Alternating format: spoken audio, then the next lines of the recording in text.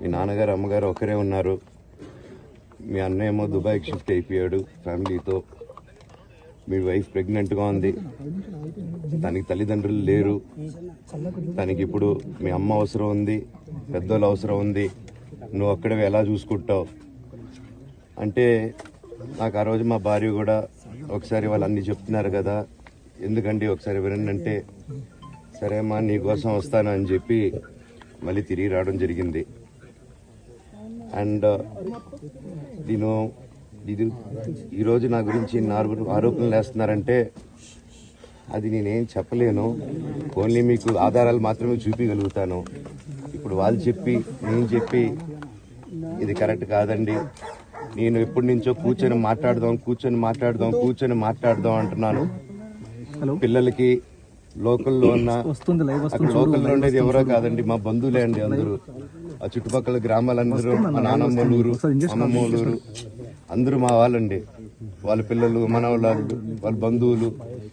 So వాళ్ళకి అన్యాయం, వాళ్ళు అర్జీలు పెట్టుకున్నారు, వాళ్ళ లెటర్లు పంపించారు, వాళ్ళన్నీ చేశారు.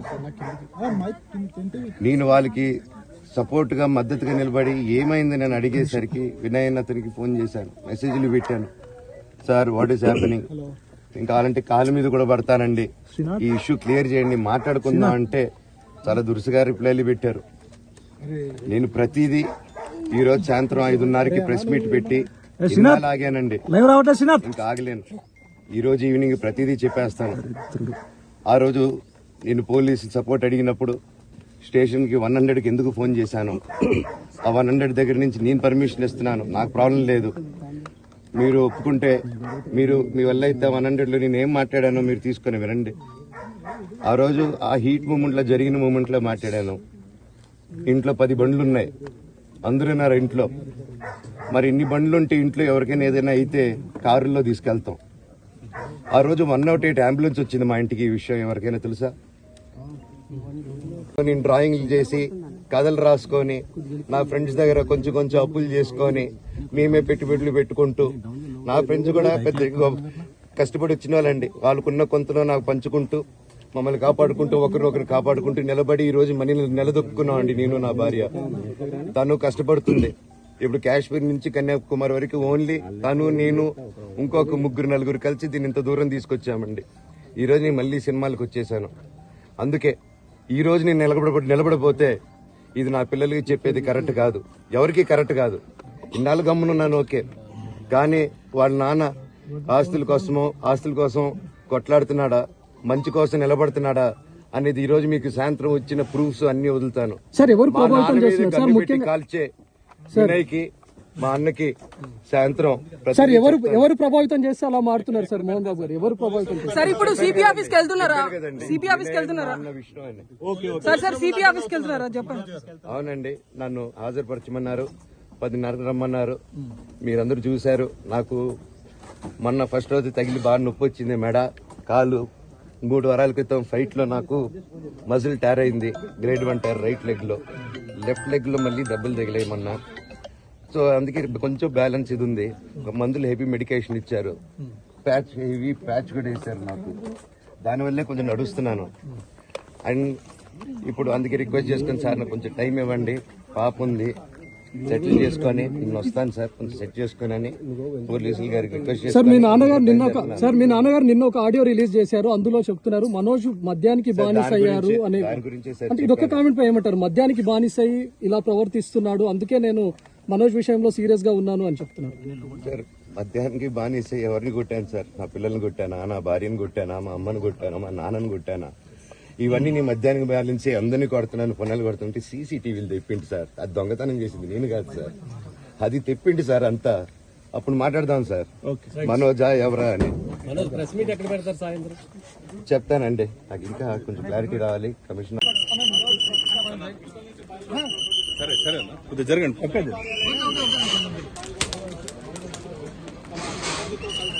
విండో ఓపెన్ చేయవలసింది,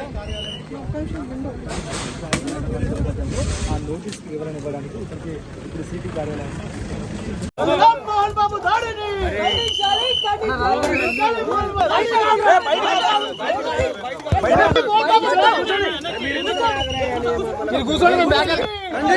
ఖండించాలి ఖండించాలి మోహన్ బాబు దాడిని ఖండించాలి ఖండించాలి ఖండించాలి ఖండించాలి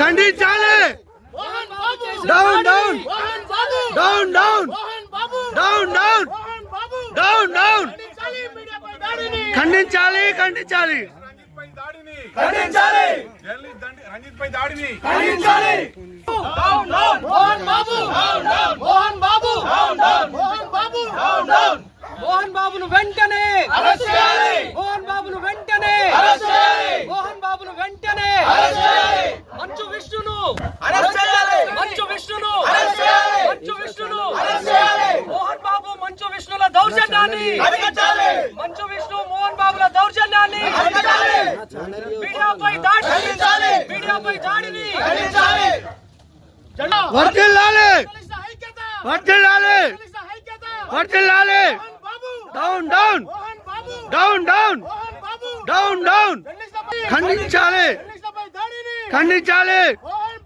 down down down down down down మా అంకులు విజయవాడలో ఉంటారు అండ్ ఇక్కడ కొంతమంది అంకులు నాన్నగారు బాగా క్లోజు. మనోజ్, నువ్వు ఎన్నో సంవత్సరాలు ఇంటి బయటగా ఉన్నావు, నీ సొంతంగా ఉన్నావు. మీ నాన్నగారు అమ్మగారు ఒకరే ఉన్నారు.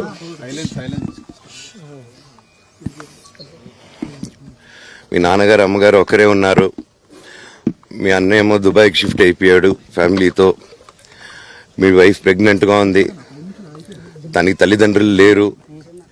తనకి ఇప్పుడు మీ అమ్మ అవసరం ఉంది, పెద్దోళ్ళు అవసరం ఉంది.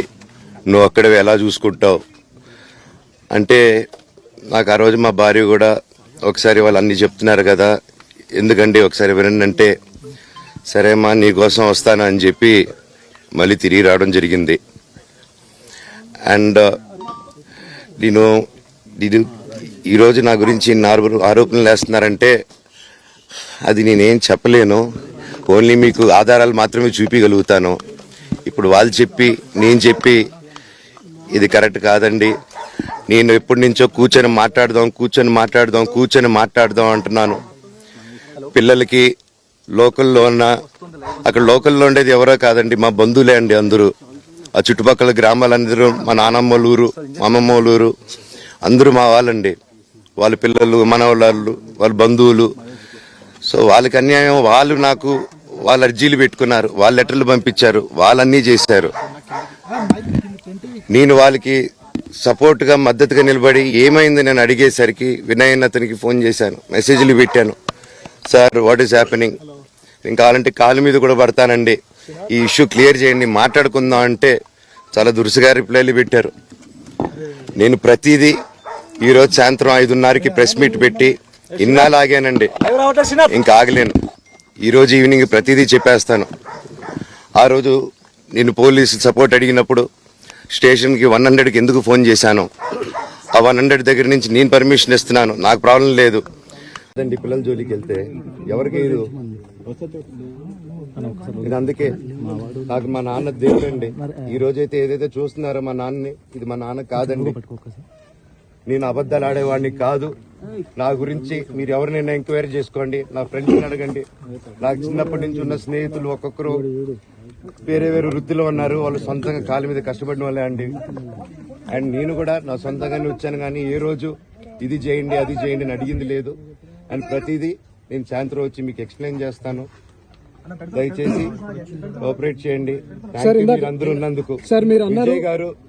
విజయ్ అనే వ్యక్తి నిన్న అంత చెప్పిన తర్వాత కూడా మా ఇంట్లోనే నన్ను కొట్టేటప్పుడు అతని కారు ఉంది, వెనకాల నుంచి అలా వెళ్ళిపోయారు అందరు ఉండగానే. మీరు అతని కారు నంబరు, అతని సిగ్నల్ ని దయచేసి ట్రాక్ చేయండి. అన్ని కంప్లైంట్లు పెట్టిన తర్వాత కూడా మా ఇంట్లో ఎందుకున్నాడు ఆ దొంగ, మీరు దయచేసి ఇది ఇమీడియట్ గా చేసుకోండి. నేను సాయంత్రం లోపల ఒకసారి సార్ ఒక్కసారి మీరు అన్నారు ఇందాక మా నాన్న దేవుడు అని చెప్పి, ఎవరు ప్రభావితం చేస్తే తను మారాల్సి వచ్చింది? మా నాన్న మీ షోల్డర్ మీద గన్ను పెట్టి కాలుస్తున్నారండి, క్లియర్ గా కాలుస్తున్నారు. ఆయన నేను పనులు చేసుకుంటూ అన్ని రకరకాలుగా ఉన్నప్పుడు ఆయన బ్రెయిన్ వాష్ చేసుకొని నా వ్యక్తిగత జీవితంలో బయట పెట్టి నన్ను, నా వ్యక్తిగత జీవితం తప్ప అది కూడా నేనేం తప్పు చేయలేదండి. నేను ప్రేమించిన అమ్మాయిని పెళ్లి చేసుకున్నాను, ఆ అమ్మాయి కోసం పోరాడాను. దాంట్లో తప్పేంటంటే నాకు అర్థం కావట్లేదు. అండ్ ఈరోజు వచ్చి 10 మందికి నిలబడినప్పుడు నేను చెడ్డోడిని అయిపోయాను. ఎక్కడ సైన్ పెట్టమంటే పెట్టాను, రమ్మంటే వచ్చాను, పొమ్మంటే పోయాను. ఎన్ని సినిమాలు చేయమంటే అన్ని సినిమాలు చేశాను. అన్న కంపెనీల్లో పనిచేశాను, సాంగులు చేశాను, వాళ్ళకి రికార్డింగ్లు చేశాను, ఫైట్ డైరెక్షన్లు చేశాను. ఎంతో గొడ్డులా కష్టపడాను, మనసు పూర్తిగా సంతోషంగా చేశాను. నాకు 1 రూపాయి అడిగింది లేదు, ఆశించలేదు. నేను దానికోసం నాకు కావాలి, నేను పనిచేసిన దాన్ని కూడా నేను అడగట్లేదు. ఒకటే అడుగుతున్నాను, మీకు నిజం తెలియాలి. అందుకోసమే ఏంట్రా వీడన్నీ బయట పెడుతున్నాడు అనుకోవచ్చు, కానీ ఈరోజు నాకు భార్య పిల్లలు ఉన్నారండి. ఈ రోజు నేను నిలబడకపోతే రేపు నా కొడుకు పెద్దోడైన తర్వాత, కూతురు నేను పెద్ద అయిన తర్వాత వాళ్ళకి నేను సమాధానం చెప్పుకోలేను. నేను దొంగతనం చేసి వేరే వాళ్ళు కడుపులు కొట్టి నా పిల్లల మొహం నేను చూడలేను, ఆ కూడు నా పిల్లలకి పెట్టలేను. మా నాన్న నన్ను అలా పెంచలేదు, మా అమ్మ నన్ను అలా పెంచలేదు. మధ్యలో మా అమ్మ నలిగిపోతుంది. మా అమ్మని హాస్పిటల్లో అడ్మిట్ అయ్యారని చెప్పి నేను అబద్ధాలు ఆడారు. హాస్పిటల్కి వెళ్ళి చెక్ చేయించుకుంది అమ్మ. నువ్వు వెళ్ళిపో ఇంట్లో నుంచి, నువ్వు వెళ్ళిపోతే వీడిని చూసుకుంటావు మేమంటే, మేము మంచిగా మాట్లాడి పంపిస్తా అంటే నమ్మి ఆవిడ 3 రోజుల నుంచి దడదడగా ఉంటే వెళ్ళమ్మ అంటే. ఏజీకి వెళ్ళడం వాస్తవం చూపించుకొని ఇమీడియట్ గా మా అన్నింటికి వెళ్ళిపోయి అన్నింట్లో పడుకున్నారు. మీకు ప్రతిదీ తెలుస్తుంది. ఈ రోజుల్లో ఏది దాచలేరు. మరి ఇంత క్యారెక్టర్ అసాసినేషన్ నేను చేయని దానికి చేశారు అని, నా భార్య వచ్చిన తర్వాత నేను చెడ్డోడినయ్యానని, అదే వాళ్ళ తల్లిదండ్రులు ఉండుంటే గమ్మునుంటారా అండి? ఈరోజు నేను గమ్మునుంటే ఎలా అండి? తనకి తల్లి అయినా తండ్రి అయినా అన్ని నేనే అండి. ఈరోజు తను వాళ్ళ ఇంట్లో ఆధారపడదు, నేను మా ఇంట్లో ఆధారపడను. నేను నా సినిమాలు చేసుకుంటున్నాను. తను సొంతంగా ఒక టాయ్ కంపెనీ పెట్టుకుంది.